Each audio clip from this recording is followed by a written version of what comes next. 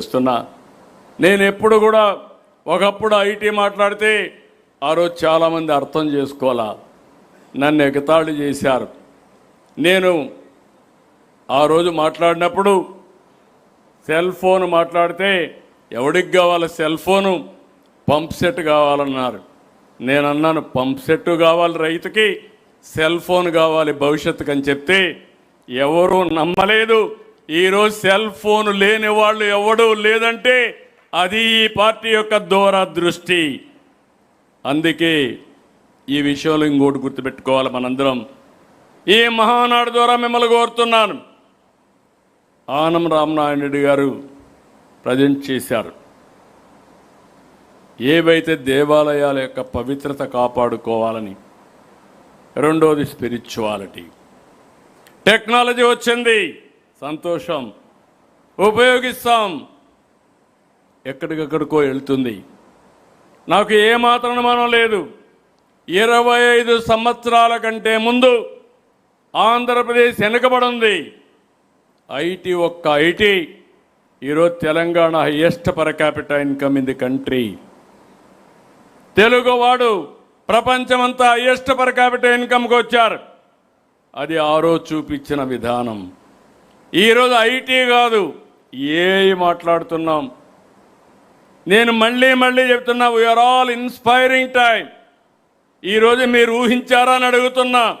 1875 ప్లేసుల్లో అనుకున్న తడవే ఈరోజు ఇక్కడ పెట్టి ఇప్పటికి చూస్తే 17,50,000 మంది ఒక్కరోజే పార్టిసిపేట్ చేసే పరిస్థితికి వచ్చారు. అలాంటి టెక్నాలజీస్ అన్ని మనం ఉపయోగించుకుంటే కష్టం కంటే చాలా సులభంగా మనం అనుకున్న లక్ష్యాలని నెరవేరే పరిస్థితి వస్తుంది. అయితే ఇక్కడ మిమ్మల్ని అందరూ ఒకటే కోరుతున్నా, ఈ సమయంలో టెక్నాలజీ ఎంత ముఖ్యమో స్పిరిచువాలిటీ కూడా అంతే ముఖ్యం. నేను రాబోయే రోజుల్లో స్పిరిచువాలిటీ కూడా ఎక్కువ ఇంపార్టెన్స్ ఇస్తున్నా. మన ట్రైనింగ్ ప్రోగ్రాంలో కూడా ఇక్కడే చిరంజీవులు గారు ఉన్నారు. చిరంజీవులు గారు స్పిరిచువాలిటీకి ఎక్కువ ఇంపార్టెన్స్ ఇవ్వాలి. జీవితం అనేది టెన్షన్ పడడం కాదు, టెన్షన్ ఫ్రీగా పనిచేసే పరిస్థితి రావాలి. టెన్షన్ లేకుండా ఉండాలంటే అది ఒక్కదాని వల్లనే సాధ్యం, అది స్పిరిచువాలిటీ అని మరొక్కసారి మీ అందరికీ విజ్ఞప్తి చేస్తున్నా. ఇక్కడే మనం గుర్తుపెట్టుకోవాలి. నేను మళ్ళీ వస్తాను, రామనారాయణ గారు చెప్పింది. ఈ మహానాడు ఒక సందేశం ఆడబిడ్డలకు అంకితం చేశాం. ఇది మహిళా మహానాడు. మహిళల యొక్క చరిత్ర తిరగరాసిన పార్టీ, ఆస్తి హక్కు ఇచ్చింది తెలుగుదేశం పార్టీ. ఇప్పుడు రాజకీయ హక్కు కల్పించే పార్టీ మళ్ళీ తెలుగుదేశం పార్టీ. ప్రధాన మన వర్కింగ్ పార్టీ ప్రెసిడెంట్ గారు ఒక సజెషన్ ఇచ్చారు. 33% కేంద్రం కానీ వీళ్ళు కానీ అన్ని పార్టీలు ఒప్పుకోకపోతే మన పార్టీలో మనం అమలు చేస్తామని చాలా స్పష్టంగా హామీ ఇచ్చారు. నాకు ఏమాత్రం అబ్జెక్షన్ లేదు. మా ఆడబిడ్డలు ఇప్పటి నుంచే సిద్ధం కావాలి. దేశంలో మహిళా రిజర్వేషన్ల కోసం పోరాడతాం.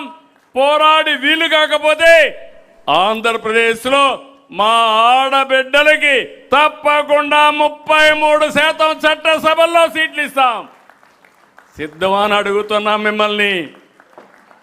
మీరు సిద్ధంగా ఉండాలి, నాయకత్వంతో ముందుకు పోవాలి. దానికి మీరు ముందుంటే మిమ్మల్ని నడిపించేదానికి నేను ముందుంటానని మరొక్కసారి ఆంధ్రప్రదేశ్లో ఉండే ఆడబిడ్డలందరినీ కోరుతున్నా. ఇది మన బాధ్యత, ఇది అసాధ్యమేం కాదు.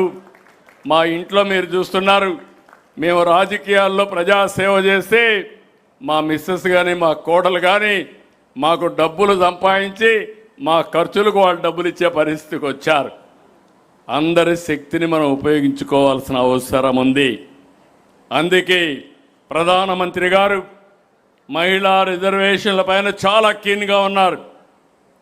పూర్తిగా మనం సహకరించడమే కాకుండా దీనికోసం అన్ని విధాల ప్రయత్నం చేద్దాం. మహిళలకు సముచితమైన గౌరవం రావాలి, అన్ని రంగాల్లో రాణించాలి.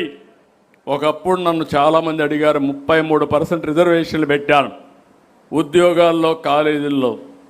కొంతమంది అబ్బాయిలు వచ్చి అన్నారు, సార్ మీరు 33% పెడుతున్నారు, కానీ వాళ్ళకి 33% వస్తే మెరిట్లో వస్తే మాకు తగ్గుతాయని.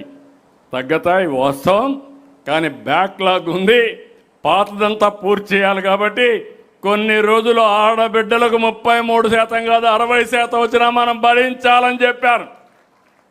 దాంతో మీరు చూస్తే అనేక సమస్యలు పరిష్కారమైనాయి. ఏదైతే ఈరోజు డౌరీ, ఒకప్పుడు తల్లిదండ్రులకు పెద్ద భారం, ఇప్పుడు రివర్స్ డౌరీ ఇచ్చే పరిస్థితికి వచ్చారు. ఆడపిల్లలకే కట్నం ఇచ్చే మగపిల్లలు పెళ్లిళ్ళు చేసుకునే పరిస్థితికి వచ్చారు. అంటే చాలా వరకు ఈ సమస్యలు పరిష్కారమైనాయి.